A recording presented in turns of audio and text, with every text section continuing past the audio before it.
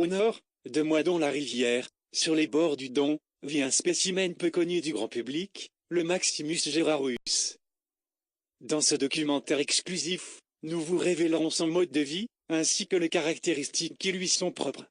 Tous les événements de ce documentaire, même ceux basés sur des faits réels, sont totalement fictifs. La rareté de cette espèce fait que nous ne disposons que de peu d'images, c'est pourquoi la quasi-totalité de nos extraits ne représente pas le Maximus Gerarus, mais des situations de son quotidien. Nous vous prions de bien nous en excuser. C'est l'histoire de la vie, le cycle éternel. C'est en 1994 qu'il vit le jour un 21 juin, jour de l'été. Il établit son domaine peu de temps après, en la commune de Moidon-la-Rivière, milieu idéal pour son développement. Il faut savoir que cet environnement est propice à son épanouissement, du fait qu'il est très pauvre en eau. C'est pourquoi d'autres spécimens ont pu se développer, tels que le Polypichus, le petit coq ainsi que le Marcobellus. Nous nous pencherons sur ces trois cas dans un prochain numéro. Le Maximus Gerarus se nourrit exclusivement de pâtes comme beaucoup de ses congénères. Côté hygiène, nous pouvons dire que celui-ci est irréprochable. Il prend environ 5 douches par jour.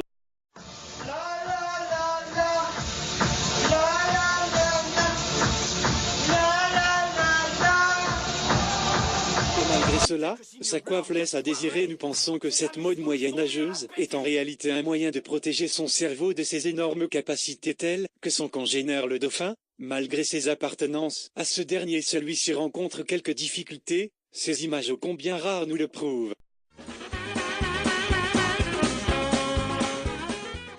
Nos envoyés spéciaux, Yann Roule, David Bouquin et Timothée Roule ont étudié de plus près son comportement. Ils nous rapportent que celui-ci est très joyeux, serviable et fidèle, voire câlin, très proche de l'homme. Just you know why you and I will buy. Ils ont constaté une importante dépendance à son téléphone portable, qui à la longue exaspère son entourage. Ouais, Fabienne. Non, c'est rien. Crétin, là. Mais ce type le fait exprès, tu sais. Mais non, c'est pas à toi que je parle, mais tu comprends jamais bien, t'es vraiment conne, hein.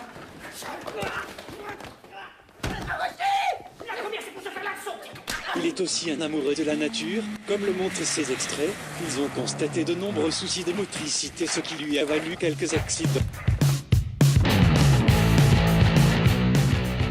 Le Maximus Gerarus, plus communément appelé Max, est un mammifère nocturne. Notre équipe composée de Damien Hamon et Christopher Adam a risqué sa vie pour tenter de le suivre dans un endroit que l'on nomme Billbock.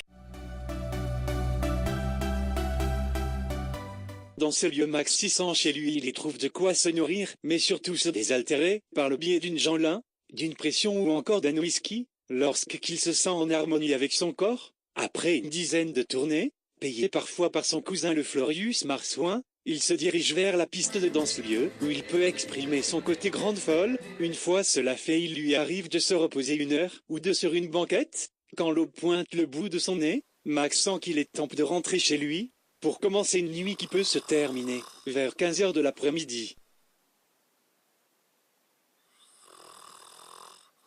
Lui-ci daigne enfin se lever. Il est atteint de nausées, mal de crâne, courbatures, pâteuse. Dans ces cas, nous nous trouvons en présence d'une bonne gueule de bois. Malgré celle-ci, il lui arrive de recommencer dès le soir.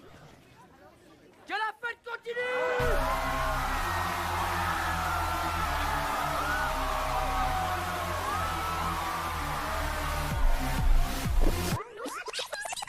Cependant, Floragirus, il est tente de le recadrer dans cette situation. Max choisit la voie du cœur. Elle est impuissante devant l'une des plus grandes maladies moidonnaises, la tribune noire aiguë. En y fait de haute à fin, mais il ne peut s'empêcher de chanter, sauter et crier son amour au muscadet lors de matchs à la Beaujoire. Dans certains cas, il se montre grossier envers l'adversaire. Les spécimens atteints de ce mal ont parfois des rituels étranges, comme lorsqu'ils descendent la tribune vers le terrain lors d'un but du FCN. Quand le match se termine, le Max semble asséché. Du coup, il se rend chez Steph, qui ne dispose que de 22 francs. En cas de victoire, la soirée peut se terminer très tard. Le lendemain, de nouveau atteint d'une gueule de bois, il est obligé de se lever pour disputer un match Avec son équipe de cœur, le DDMM, malgré sa phlomygite aiguë, une autre maladie chronique chez le Max, lors de ses rencontres, il aime discuter avec son adversaire direct, laissant de côté le jeu au grand âme, de l'un de ses partenaires, le Martin Pingouin spécialiste de tacle, et bras en tout genre. Voici une compile de ses plus beaux gestes.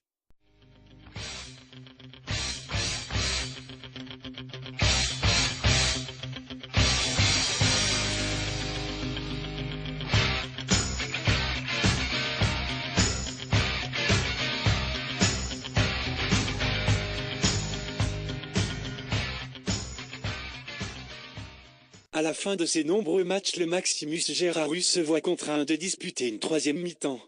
En exclusivité mondiale, le Maximus est parmi nous ce soir, fait encore plus rare, il est entouré de son père âgé d'un demi-siècle et de l'ensemble de sa famille et amis. Toute notre équipe de reporters les aime remercier et leur souhaite un très joyeux anniversaire. Encore une bougie de soufflée, encore une année passée, encore une bougie de soufflée, encore une année passée.